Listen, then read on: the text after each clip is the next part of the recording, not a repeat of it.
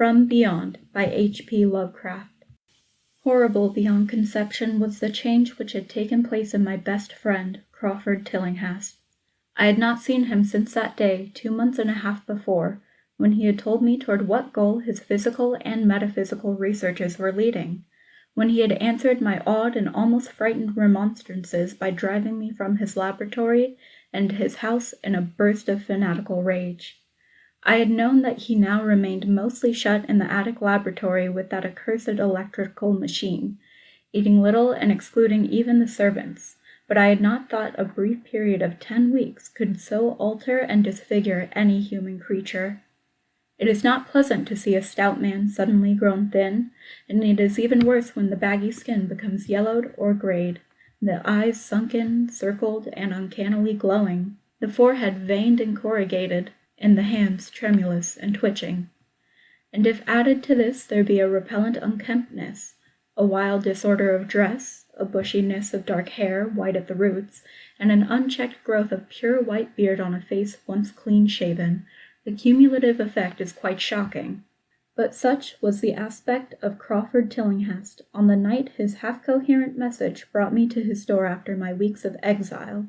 Such the spectre that trembled as it admitted me, candle in hand, and glanced furtively over its shoulder as if fearful of unseen things in the ancient, lonely house set back from Benevolent Street. That Crawford Tillinghast should ever have studied science and philosophy was a mistake. These things should be left to the frigid and impersonal investigator, for they offer 2 equally tragic alternatives to the man of feeling and action: despair if he fail in his quest, and terrors unutterable and unimaginable if he succeed. Tillinghast had once been the prey of failure, solitary and melancholy, but now I knew, with nauseating fears of my own, that he was the prey of success. I had indeed warned him 10 weeks before, when he burst forth with his tale of what he felt himself about to discover. He had been flushed and excited then, talking in a high and unnatural, though always pedantic, voice. "What do we know," he had said, "of the world and the universe about us? Our means of receiving impressions are absurdly few, and our notions of surrounding objects infinitely narrow. We see things only as we are constructed to see them, and can gain no idea of their absolute nature. With 5 feeble senses we pretend to comprehend the boundlessly complex cosmos, yet other beings with a wider, stronger, or different range of senses might not only see very differently the things we see, but might see and study whole worlds of matter, energy, and life which lie close at hand yet can never be detected with the senses we have. I have always believed that such strange, inaccessible worlds exist at our very elbows, and now I believe I have found a way to break down the barriers. I am not joking. Within 24 hours, that machine near the table will generate waves acting on unrecognized sense organs that exist in us as atrophied or rudimentary vestiges. Those waves will open up to us many vistas unknown to man, and several unknown to anything we consider organic life. We shall see that at which dogs howl in the dark, and that at which cats prick up their ears after midnight. We shall see these things, and other things, which no breathing creature has yet seen. We shall overlap time, space, and dimensions, and without bodily motion peer to the bottom of creation." When Tillinghast said these things, I remonstrated, for I knew him well enough to be frightened rather than amused, but he was a fanatic, and drove me from the house. Now he was no less a fanatic, but his desire to speak had conquered his resentment, and he had written me imperatively in a hand I could scarcely recognize. As I entered the abode of the friend so suddenly metamorphosed into a shivering gargoyle, I became infected with the terror which seemed stalking in all the shadows. The words and beliefs expressed 10 weeks before seemed bodied forth in the darkness beyond the small circle of candlelight, and I sickened at the hollow, altered voice of my host. I wished the servants were about, and I did not like it when he said they had all left 3 days previously. It seemed strange that old Gregory, at least, should desert his master without telling as tried a friend as I. It was he who had given me all the information I had of Tillinghast after I was repulsed in rage. Yet I soon subordinated all my fears to my growing curiosity and fascination. Just what Crawford Tillinghast now wished of me I could only guess, but that he had some stupendous secret or discovery to impart, I could not doubt. Before I had protested at his unnatural pryings into the unthinkable, now that he had evidently succeeded to some degree, I almost shared his spirit, terrible though the cost of victory appeared. Up through the dark emptiness of the house, I followed the bobbing candle in the hand of this shaking parody on man. The electricity seemed to be turned off, and when I asked my guide, he said it was for a definite reason. It would be too much. I would not dare, he continued to mutter. I especially noted his new habit of muttering, for it was not like him to talk to himself. We entered the laboratory in the attic, and I observed that detestable electrical machine, glowing with a sickly, sinister, violet luminosity. It was connected with a powerful chemical battery, but seemed to be receiving no current, for I recalled that in its experimental stage it had sputtered and purred when in action. In reply to my question, Tillinghast mumbled that this permanent glow was not electrical in any sense that I could understand. He now seated me near the machine, so that it was on my right, and turned a switch somewhere below the crowning cluster of glass bulbs.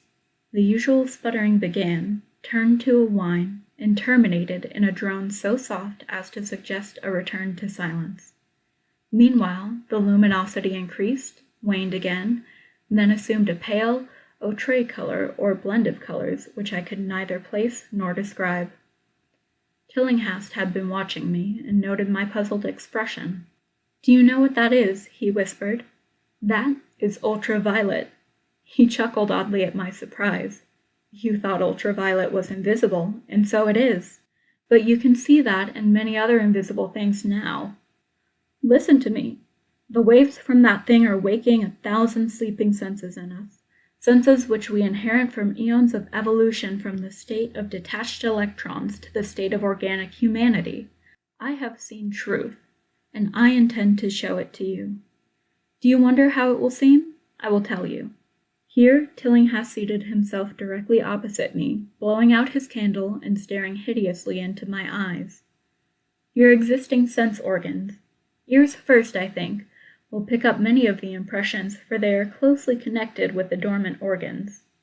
Then there will be others. You have heard of the pineal gland?" I laugh at the shallow endocrinologist, fellow dupe and fellow parvenu of the Freudian. That gland is the greatest sense organ of organs, I have found out. It is like sight in the end, and transmits visual pictures to the brain. If you are normal, that is the way you ought to get most of it. I mean, most of the evidence from beyond. I looked about the immense attic room with the sloping south wall, dimly lit by rays which the everyday eye cannot see. The far corners were all shadows, and the whole place took on a hazy unreality which obscured its nature and invited the imagination to symbolism and phantasm.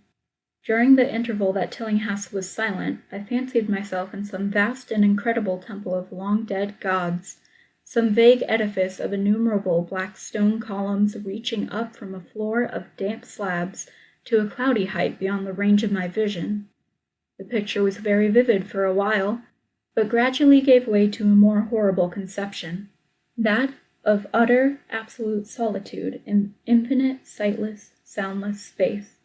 There seemed to be a void, and nothing more, and I felt a childish fear which prompted me to draw from my hip pocket the revolver I always carried after dark since the night I was held up in East Providence.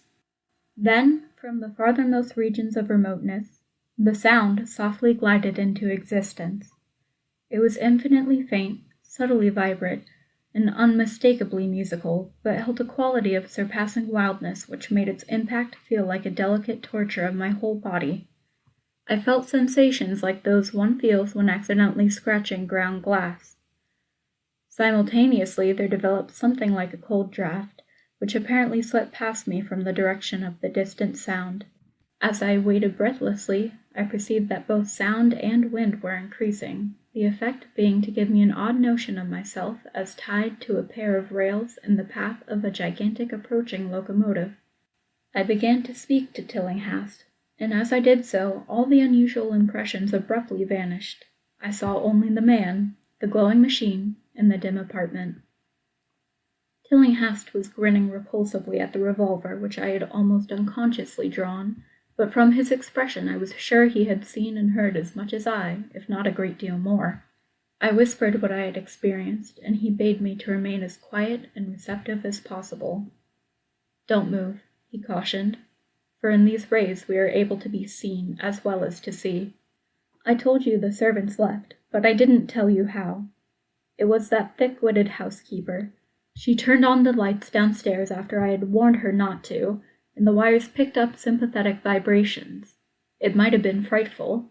I could hear the screams up here in spite of all I was seeing and hearing from another direction. And later, it was rather awful to find those empty heaps of clothes around the house. Mrs. Updike's clothes were close to the front hall switch. That's how I know she did it. It got them all.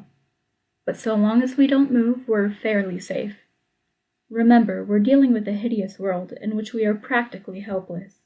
Keep still." The combined shock of the revelation and of the abrupt command gave me a kind of paralysis, and in my terror my mind again opened to the impressions coming from what Tillinghast called beyond. I was now in a vortex of sound and motion, with confused pictures before my eyes. I saw the blurred outlines of the room, but from some point in space there seemed to be pouring a seething column of unrecognizable shapes or clouds, penetrating the solid roof at a point ahead and to the right of me. Then I glimpsed the temple-like effect again, but this time the pillars reached up into an aerial ocean of light, which sent down one blinding beam along the path of the cloudy column I had seen before. After that, the scene was almost wholly kaleidoscopic, and in the jumble of sights, sounds, and unidentified sense impressions, I felt that I was about to dissolve or in some way lose the solid form. One definite flash I shall always remember. I seemed for an instant to behold a patch of strange night sky, filled with shining, revolving spheres, and as it receded I saw that the glowing suns formed a constellation or a galaxy of settled shape, this shape being the distorted face of Crawford Tillinghast. At another time I felt the huge animate things brushing past me and occasionally walking or drifting through my supposedly solid body, and thought I saw Tillinghast look at them as though his better-trained senses could catch them visually. I recalled what he had said of the pineal gland, and wondered what he saw with this preternatural eye. Suddenly, I myself became possessed of a kind of augmented sight. Over and above the luminous and shadowy chaos arose a picture which, though vague, held the elements of consistency and permanence.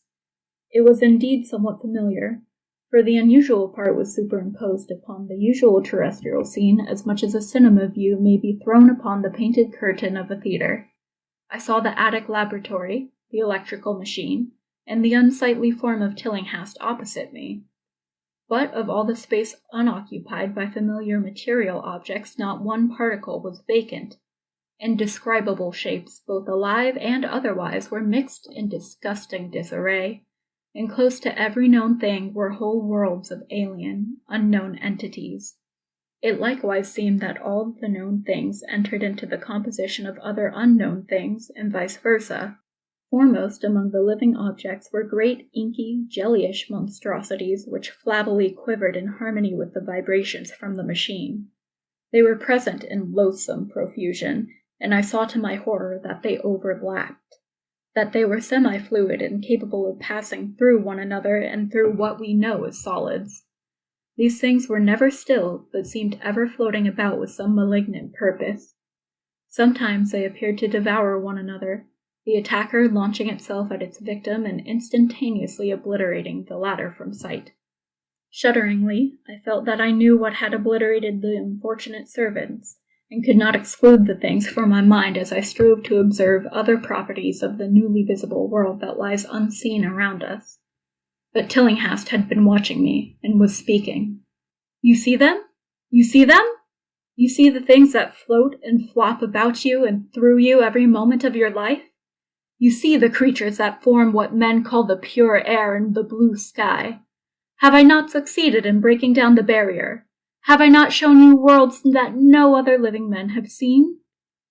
I heard him scream through the horrible chaos, and looked at the wild face thrust so offensively close to mine.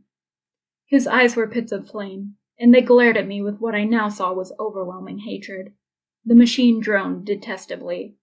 You think those floundering things wiped out the servants? Fool, they are harmless. But the servants are gone, aren't they? You tried to stop me. You discouraged me when I needed every drop of encouragement I could get. You were afraid of the cosmic truth, you damned coward. But now I've got you. What swept up the servants? What made them scream so loud? Don't know, eh? You'll know soon enough. Look at me. Listen to what I say. Do you suppose there are really any such things as time and magnitude? Do you fancy there are such things as form or matter? I tell you, I have struck depths that your little brain can't picture. I have seen beyond the bounds of infinity and drawn down demons from the stars. I have harnessed the shadows that stride from world to world to sow death and madness. Space belongs to me, do you hear? Things are hunting me now. The things that devour and dissolve, but I know how to elude them. It is you they will get, as they got the servants. Stirring, dear sir? I told you it was dangerous to move. I have saved you so far by telling you to keep still, saved you to see more sights and to listen to me. If you had moved, they would have been at you long ago. Don't worry, they won't hurt you. They didn't hurt the servants. It was seeing that made the poor devils scream so. My pets are not pretty, for they come out of places where aesthetic standards are very different. Disintegration is quite painless, I assure you. But I want you to see them. I almost saw them, but I knew how to stop. You were not curious? I always knew you were no scientist. Trembling, eh? Trembling with anxiety to see the ultimate things that I have discovered? Why don't you move, then? Tired? Well, don't worry, my friend, for they are coming. Look! Look, curse you, look! It's just over your left shoulder. What remains to be told is very brief and may be familiar to you from the newspaper accounts. The police heard a shot in the old Tillinghast house and found us there. Tillinghast dead and me unconscious. They arrested me because the revolver was in my hand, but released me in 3 hours after they found it was apoplexy which had finished Tillinghast, and saw that my shot had been directed at the noxious machine which now lay hopelessly shattered on the laboratory floor. I did not tell very much of what I've seen, for I feared the coroner would be skeptical, but from the evasive outline I did give, the doctor told me that I had undoubtedly been hypnotized by the vindictive and homicidal madman. I wish I could believe that, doctor. It would help my shaky nerves if I could dismiss what I now have to think of the air and the sky about and above me. I never feel alone or comfortable, and a hideous sense of pursuit sometimes comes chillingly on me when I am weary. What prevents me from believing the doctor is this one simple fact, that the police never found the bodies of those servants whom they say Crawford Tillinghast murdered. End of From Beyond by H.P. Lovecraft. Recording by Ali M.